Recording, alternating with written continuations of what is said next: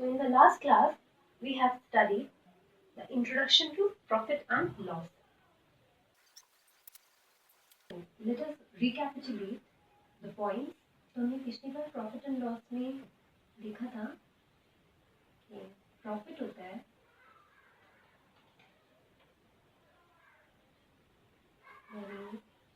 Selling price cost price का difference, loss होता है कॉस्ट प्राइस और एसपी का डिफरेंस। कभी प्रॉफिट एंड लॉस जो है एसपी का डिफरेंस, यानी कि ये साइन जो है हमारा डिफरेंस को इंडिकेट करता है। तो कोई भी बड़ा हो वो डिफरेंस करके जो भी हमारा निकलता है वो हमारा या तो प्रॉफिट है या लॉस है। ठीक है, डिपेंडिंग ऑन दिस केस। तीसरे वाले में हमने कहा था कि जब सीपी और एसपी इक्वल्स होता है, तीसरे केस में हमने कहा था कि सेलिंग प्राइस और कॉस्ट प्राइस दोनों इक्वल होते हैं, तब तो ना ही प्रॉफिट होता है और ना ही लॉस होता है। ठीक है, तो हम दो नए टर्म सीखेंगे। एक है ग्रॉस प्रॉफिट। ग्रॉस प्रॉफिट क्या है?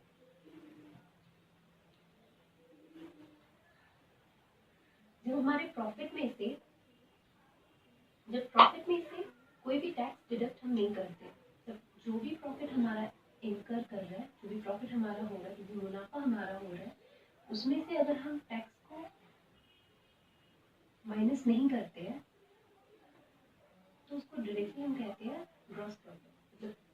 Base profit is called gross profit, मतलब base profit is called gross profit, या फिर हम इसको ग्रॉस इनकम भी कहते हैं, या तो ग्रॉस प्रॉफिट या ग्रॉस इनकम।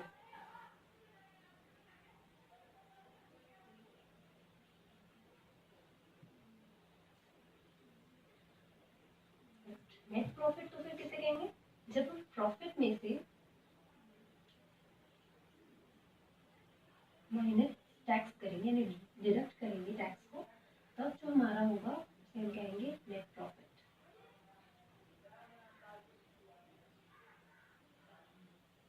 इसे हम नेट इनकम भी कहते हैं।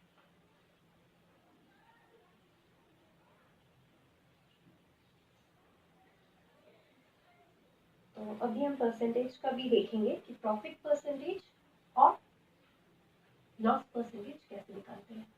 तो फोर्थ फॉर्मूला जो है वो है प्रॉफिट परसेंटेज का। तो प्रॉफिट परसेंटेज कैसे निकालें?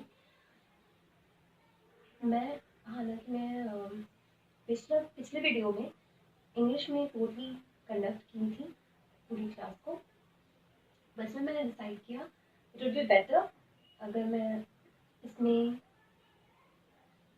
हिंदी भी यूज़ करूँ, तो काफ़ी आसानी होगी चीज़ों को और समझने में।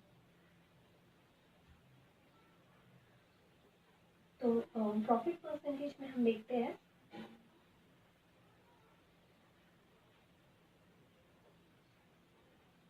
प्रॉफिट बाय जो हमारा सीपी है, सब कुछ हमारे सीपी पे बेस्ड ही होगा, कॉस्ट प्राइस पे ही। क्यों कॉस्ट प्राइस पे बेस्ड होगा? क्योंकि कुछ भी हम खरीदते हैं सबसे पहले ट्रांजैक्शन का बेसिस ही हो रहा है हमारा, जब हम कुछ खरीद रहे हैं। The moment we buy something, we in the sense कि we can be a retailer also, हम खुद को एज अ शॉपकीपर भी देख सकते हैं, फिर एज अ कस्टमर भी देख सकते हैं। तो काफ़ी किसी एक पर्सन को सोच ले, that is be as a customer सोच ले, तो पहला हमारा ट्रांजैक्शन स्टार्ट होगा कब? जब हम कोई एक पर्टिकुलर आर्टिकल को खरीदेंगे, किसी ऑब्जेक्ट, पेन खरीद रहे हैं, पेंसिल खरीद रहे हैं, या कोई एक सिंगल एप्पल तो ऑब्वियसली नहीं खरीदते, बट स्टिल कंसिडर करते हैं कि एक एप्पल या 1 किलो एप्पल जो भी मतलब वो खरीद रहे हैं, तो हमारा ट्रांजैक्शन उस पॉइंट से स्टार्ट हो जाता है। तो उस पॉइंट पे हमारा पहला प्राइस जो होता है दैट इज कॉस्ट प्राइस। अब हम उसको ऑब्वियसली क्वेश्चन ये होता है कि हम तो उसको खाएंगे, बेचेंगे नहीं, बट ये तो वही वही बात हो गई कि मैथ्स में 100 वाटरमेलन कोई खरीद रहा है या 10 किलो एप्पल खरीद रहा है, लाइक ऐसे ऐसे क्वेश्चन रहते हैं जो शायद डे टू डे लाइफ में होता नहीं है, but for the sake of calculation ऐसे क्वेश्चन होते हैं। तो मैं ये कहना चाह रही हूँ कि हमें बस इतना ध्यान रखना है कि कोई भी ट्रांजैक्शन की बुनियाद या बेसिस जो आप कहते हो वो शुरू हो जाता है कि जब हम बाई कर रहे हैं तो उसकी कॉस्ट प्राइस से, तो हमारा मुनाफा हो रहा, लॉस हो रहा, सब कुछ इस कॉस्ट प्राइस पे ही डिपेंड कर रहा है। ठीक है, हमने 100 रुपए में पिछली बार कुछ भी खरीदा एंड देन उसको बेच रहे हैं 200 में, या हम उसको 50 रुपए में बेच रहे हैं, बट देखेंगे तो वही ना कि हम 100 में किसी चीज को खरीदे और उसको हम बेच रहे हैं 200 में या 50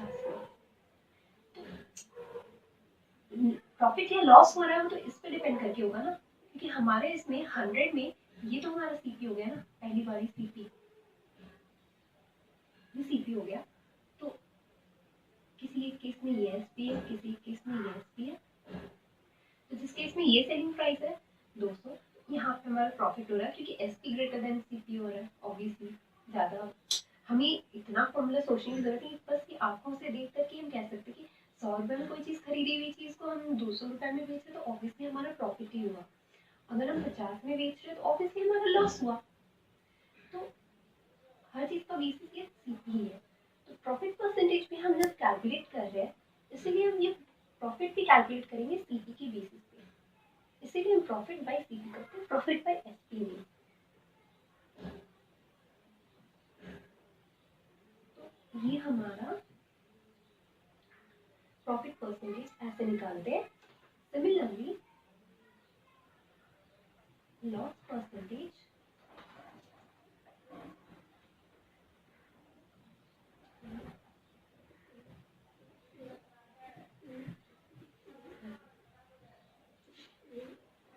एक चीज रह गया वो है ओवरहेड। ओवरहेड क्या है?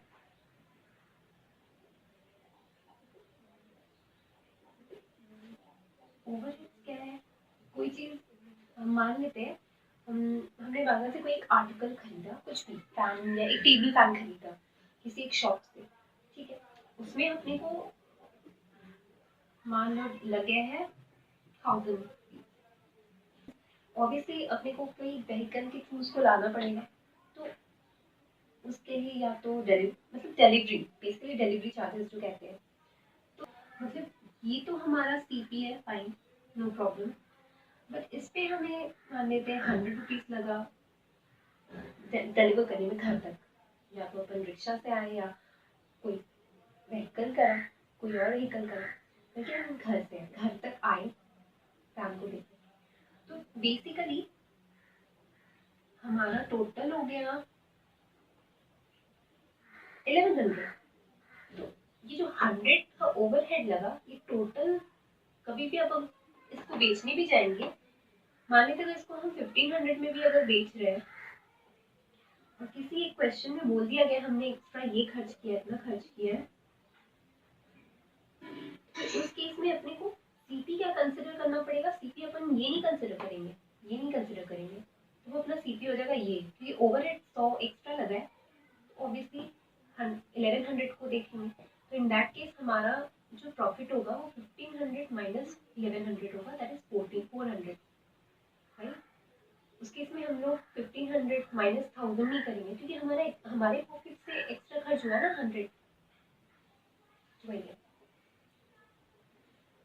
तो ये उस केस में हमारा ये 400 प्रॉफिट होगा।